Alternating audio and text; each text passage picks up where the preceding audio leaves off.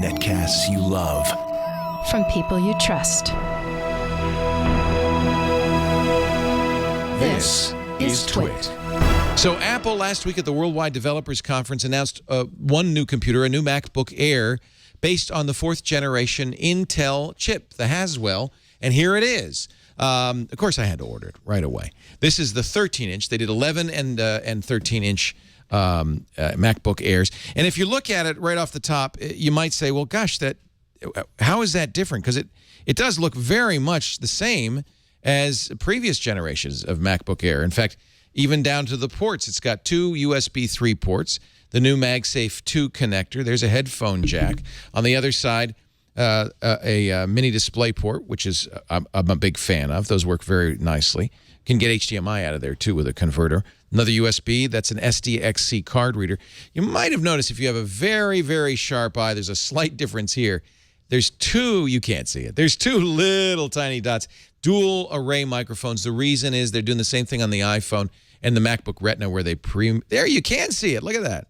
That one of them is for noise canceling. And actually, I found this on the MacBook Retina. It's pretty much the same on this MacBook Air.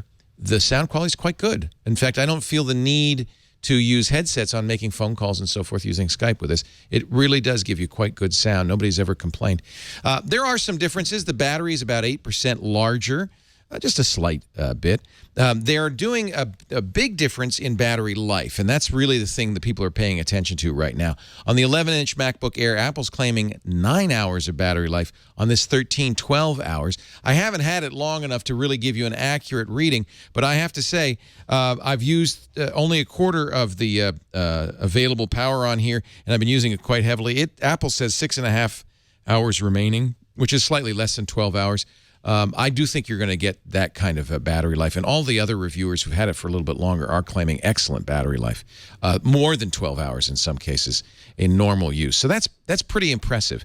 It also has a much faster SSD. I was very surprised to find out when I benchmarked it that it was the fastest SSD I'd ever used, except for one on my Mac Pro using the PCI Express bus, and there's a reason for that. Apple has moved their solid-state drive off of the SATA bus, and on the new MacBook Airs, they're on the PCI Express bus, and that makes a very, very big difference. We're talking 600 megabytes a second read and write on this thing. Very fast.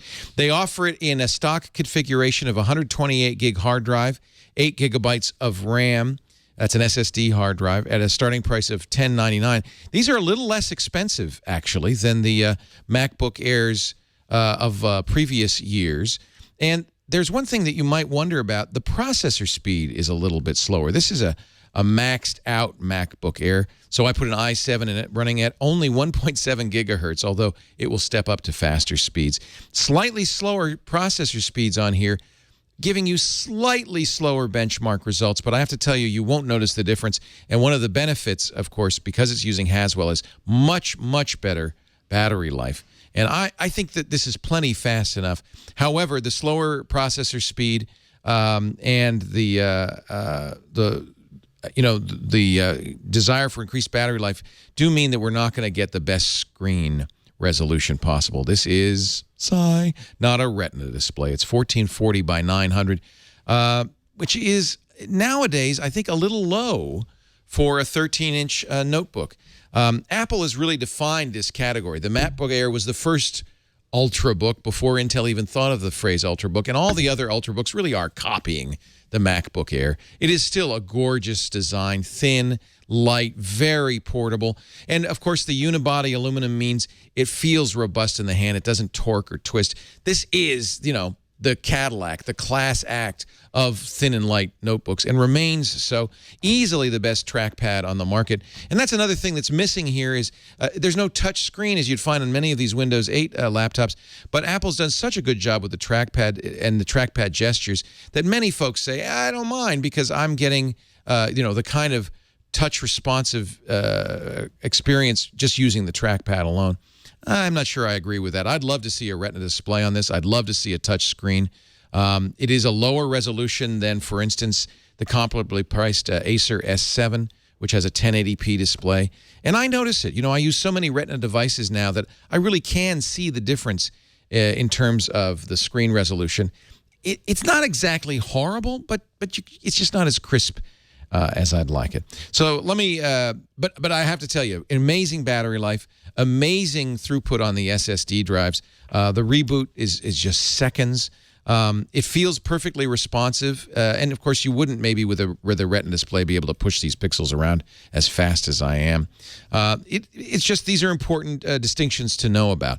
The price starts at $1099 as configured here. This is about $1,450 because I did get the top of the line, put an i7 in it, put 8 gigs of RAM in it, so you can build to order and get it to be a lot more expensive. Pros on this: incredible battery life, best trackpad in the market, best form factor. This is the standard setter in this market. There's just nothing better out there. And the SSD drives are the fastest I've seen on anything. This thing, it does not slow down when you're accessing the hard drive. Cons: well, it's pricier than some PCs. The CPU is slightly slower, which some might take offense at.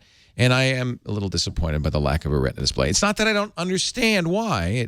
It's kind of that's how you get the battery life and the speed. But 1440 by 900 is kind of a low resolution these days. However, no question in my mind, this is an absolute buy. Apple has taken what is probably the best product in this category and made it just a little bit better.